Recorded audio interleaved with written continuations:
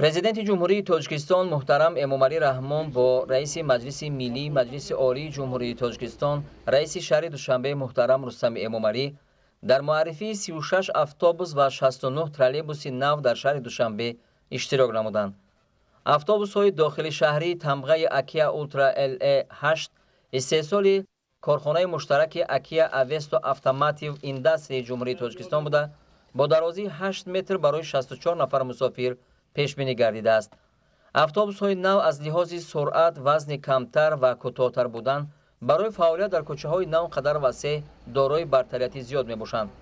корхонаи муштараки Акия Авесто Автомотив Индастри аз аввали соли 2020 дар асоси фармоиши мақомоти иҷроияи ҳокимияти давлатии шаҳри Душанбе истеҳсоли автобуси дохилишаҳриро бори аввал ба таври силсилавӣ бо номгузории тоҷикӣ Акия Орио оғоз намуд.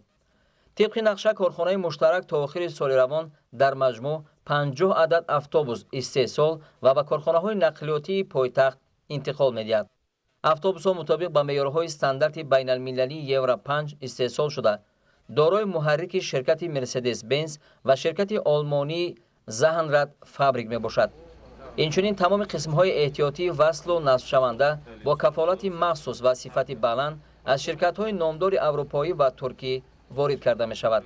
автобусҳои нав бо таҷҳизоти гармию хунукидиҳанда ва нардбон барои маъюбон муҷаҳҳаз гардонда шудааст, ки баҳри бехатарӣ ва ҳамлу нақли мусофирон хизмат мерасонад. дар қисми болоии дохили автобусҳои нав мониторҳои калонҳаҷм насб шудааст, ки барои пахши роликҳои таблиғотӣ ва маълумотдиҳӣ истифода мегарданд. дар доираи дастуру супоришҳои пешвои муаззами миллат муҳтарам Эмомалӣ Раҳмон ҷиҳати саноаткунӣ бо суръати кишвар, инчунин иқдом пешгирифтаи раиси шаҳр муҳтарам Рустами Эмомалӣ бобати азнавсозии парки техникии пойтахт ва баланд гардонидани сатҳу сифати хизматрасонӣ дар соҳаи мусофиркашонӣ ширкати Акия Авесто Автомотив Индастри аз ин дастуру иқдом ҷонибдорӣ намуда саҳми худро дар ин самт гузошта истодааст. ширкат фаъолияти худро январи соли 2018 оғоз намуда то ба имрӯз 350 адад автобусҳои даруншаҳриро истеҳсол ва бандобаст намуда ба истифода додааст. тибқи нақша дар назар дошта шудааст, ки марҳила ба марҳила 5 намуд автобусҳои даруншаҳрӣ ва беруншаҳриро истеҳсол кунем ва имрӯз боиси ифтихор аст, ки ширкат автобуси намуди дуюми автобусро бо дарозии 8 метр, ки бори аввал ба таври силсилавӣ ва бо номгузории тоҷикӣ яъне Акия Орио истеҳсол гардид, дар ҳузур ва бо иштироки пешвои муаззами миллат ва раиси шаҳр муаррифӣ намуд. автобусҳои мазкур аз лиҳози муҷаз, бароҳатӣ, бехатарӣ ва дар кӯчаҳои нав он қадар васеъ назар ба дигар нақлиётҳо бартарияти хос дорад. фаъолияти босамари ширкати муштарак бо мақсади қонеъ намудани бозори дохилӣ бо маҳсулоти истеҳсол намуда ва инчунин барои содирот намудан ба кишварҳои минтақа, ҳамзамон мусоидат намудан ба стратегияи миллӣ бобати табдил додани ҷумҳурии Тоҷикистон ба кишвари индустриалӣ аграрӣ равона карда шудааст ва минбаъд низ кӯшиш ба харҷ медиҳем, ки нақшаҳои дар пеш гузоштаро сари баланд анҷом диҳем. ёдовар мешавем, ки ҷамъияти дорои масъулияти маҳдуди Акия Авесто Автомотив Индастри ҳамчун ширкати муштараки Тоҷикистону Туркия моҳи январи соли 2018 фаъолиятро оғоз намуда, автобусҳои замонавии тамғаи Акияро истеҳсол мекунад ва дар самти саноатикунонӣ бо суръати кишвар саҳм мегузорад. иқтидори истеҳсолии корхона дар як сол аз 250 то 300 адад автобус буда, шумораи кормандон аз ҳисоби мутахассисони маҳаллӣ беш аз 100 нафарро ташкил медиҳад. феълан дар ин корхона 6 хати истеҳсолӣ аз ҷумла кафшергарӣ, рангмоливу рӯйпӯшкунӣ, рангу боркунӣ, бандобасти механикиву электрикӣ ва хати назорати ниҳоии сифат мавҷуд мебошад. ҳар як хати истеҳсолӣ бо технологияҳои замонавӣ ва муосир муҷаҳҳаз гардонда шудааст. тавре иттилоъ дода шуд, соли 2018 аз ҷониби мутахассисони корхонаи муштарак 200 ва соли 2019 100 адад автобуси харидорӣ намудаи мақомоти иҷроияи ҳокимияти давлатии шаҳри Душанбе, ки айни замон дар хатсайрҳои пойтахт хизматрасонӣ менамоянд, банду баст гардидааст. дар нақша аст, ки марҳила ба марҳила 5 намуди воситаи нақлиёти ҷамъиятии мусофирбар дар ин корхона истеҳсол шавад. иттилоъ дода шуд ки ҳамаи моделҳои автобуси тамғаи акя бо истифода аз технологияҳои муосир истеҳсол карда мешаванд ки ин ба кам намудани вазни умумӣ, сарфаи сӯзишворӣ ва ҳифзи муҳити зист, инчунин муҳлати истифодаи автобусҳо мусоидат менамояд. муддати 2 сол аст ки кору фаъолият карда истодам. бо дастуру супоришҳои ҳукумати шаҳри Душанбе бо ҳамкорӣ бо мутахассисони турк модели нави 8 метра ба роҳ монда шуда дар соли 2020 50 адад чунин автобус истеҳсол карда шуда ва барои хизматрасонӣ омода мебошанд. ин модели нав барои мо як таҷрибаи нав шуд ки барои оянда барои моделҳои нав истеҳсол кардани чунин автобусҳои мусофиркаш бовари комил дорам ки истеҳсол карда метавонам. бартарии ин автобус дар он аст ки ҳаҷман хурдтар мебошад дар роҳҳои не он қадар васеъи шаҳри Душанбе бе монеагӣ ҳаракат карда метавонад. мақомоти иҷроияи ҳокимияти давлатии шаҳри Душанбе бо мақсади беҳтар намудани сатҳу сифати хизматрасонӣ ба сокинону меҳмонони пойтахт пайваста тадбирҳои зарурӣ меандешад. пешвои миллат муҳтарам Эмомалӣ Раҳмон зимни суҳбат бо ронандагону масъулони ҷамъиятҳои мусофирбарӣ ҷиҳати дар ҳолати хуби техникию санитарӣ нигоҳ доштани воситаҳои нақлиёти мусофирбар дастуру маслиҳатҳои судманд доданд. муддати 21 сол аст ки ман дар ин корхона ронанда шуда кор мекунам. автобусҳои наве ки дастрас шудааст автобусҳои беҳад нағз бо ҳаҷми хурд ба ронанда хеле қулай ронданаш осон.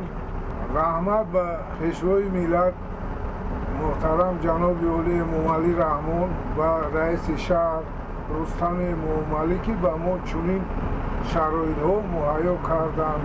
аз номи коргарони корхонаи воҳиди давлатии автобуси ду миннатдории худро баён мекунем. шароити мусофиркашониро ба сифати аъло хоҳем расонд ба ҳамватанон. барои мусофирон шароити беҳтарин. троллейбусҳои нав ки ҳамакнун дар кӯчаҳои пойтахт ба ҳаракат медароянд тамғаи БКМ 3200D истеҳсоли корхонаи ҷамъияти саҳомии кушодаи Белкамунмаш ҷумҳурии Беларус мебошад. ҳар як троллейбус дар умум барои 90 мусофир бо 22 ҷои нишаст пешбинӣ шудааст. троллейбусҳо бо низоми клининг муҷаҳҳаз буда ҳангоми таваққуф дар истгоҳ барои баромадану фаромадани қулаи мусофирон сатҳи даромадгоҳи он паст мегардад. троллейбусҳо дорои як қатор шароити муосири хизматрасонӣ буда аз тамғаҳои қаблӣ бо сарфаи нерӯи барқ то 30% ва дар ҳолатҳои бебарқӣ ё дигар сабабҳо имкони ҳаракат кардан то 15 километр фарқ мекунанд. ҳамчунин троллейбусҳо технологияи навини категорияи сеюм буда бо муҳаррики нерӯи ҷараёни тағйирёбанда қабулкунанда ва батареяҳои литӣ ҷозонда шудааст. дастакҳо ё худ шохаҳои ин нави троллейбусҳо тариқи худкор аз ҷои нишасти ронанда ба воситаи пахши тугмачаи махсус боло ва поён карда мешавад. троллейбусҳои навворид гардида дорои якчанд намуди бартариятҳо нисбати воситаҳои нақлиёти барқие ки пешин мавриди истифода қарор доштанд мебошад. яке аз ин бартариҳои воситаҳои нақлиёти навворид гардида ин ба тариқи худкор яъне намудан ба тариқи худкор идора намудани дастакҳои троллейбус ва ноқилҳои барқӣ тариқи пахш намудани тугмачае ки дар назди ронанда лавҳае ки дар назди ронанда қарор дорад барои монда шудааст. ба ғайр аз ин воситаҳои нақлиёти муосир барои осон ворид шудани воситаи нақлиёт ва берун рафтан дорои системаи клининг мебошанд ки инҳо барои ба як тараф ба як градуси муайян поён ва боло фароварда мешавад. троллейбусҳои муосир дари мубайн барои шахсони дорои имконияташон маҳдуд яъне маъюбон дорои бо клини бо системаи аппарел таъмин мебошанд. муҷаҳҳаз будани батареяҳои литий дар троллейбусҳои нав ворид гардида ин намуди воситаҳои нақлиёт метавонанд то 15 километр ҳаракати худро бе истифода аз дастакҳо ва инфрасохтори рӯззамини нақлиёти барқӣ ҳаракат намоянд. бартарияти дигари ин нави троллейбусҳое ки вориди шаҳри Душанбе гардидаанд инҳо метавонанд бо истифода аз аккумуляторҳои литие ки муҷаҳҳаз гаронда шудааст ва нерӯи барқро захира намояд ва ҳангоми ба банд будани роҳ ва ягон садама набудани нерӯи барқ ин нави троллейбусҳо метавонанд мусофиронро то ба ҷои даркорӣ бе ягон мамнуният ё барои ҳамшафати ба ин монанд бурда расонад. Боиси кам гардани тамбашавии воситаҳои нақлиёт дар хатсайрҳои шаҳри Душанбе мебошад. баъди харидорӣ намудани чунин намудҳои нақлиётое ки ба стандартҳои аврупоӣ ҷавобгӯ мебошад, моро ҳамчун кормандони корхонаҳои нақлиётии мусофирбари шаҳри Душанбе ба он водор месозад ки дар самти боз ҳам беҳтар намудани сатҳу сифати хизматрасонӣ ва таъмини техникаи бехатарӣ ба мусофирон, меҳмонон ва сокинони пойтахти азизамон шаҳри Душанбе маҳсулоти моро дучанд менамояд. иттилоъ дода шуд ки рӯзҳои наздик бо 31 адад троллейбуси нави муосир аз ҷумҳурии Беларус дастрас карда мешавад ва 14 адад автобуси шаҳрии тамғаи Акия Ултра LA8 омодаи кор мегардад. дар ҳамин соҳаи троллейбус як 18 сол шуд кор мекунам, фаъолият дорам. Троллейбусҳои ози овардаги мо хело беҳтара. Беқувваи барқ ҳам ҳаракат мекунам. Мисол пассажирора ба ҷои манзилшон расонда метавонем. Тартиби интизом бо мусофирон, муомилаи нағз ба тозагӣ ва ҳамин чизо бояд риоя кардан дар кора. мо хело хай хурсандем ки бо техникаи нағз овардан буда.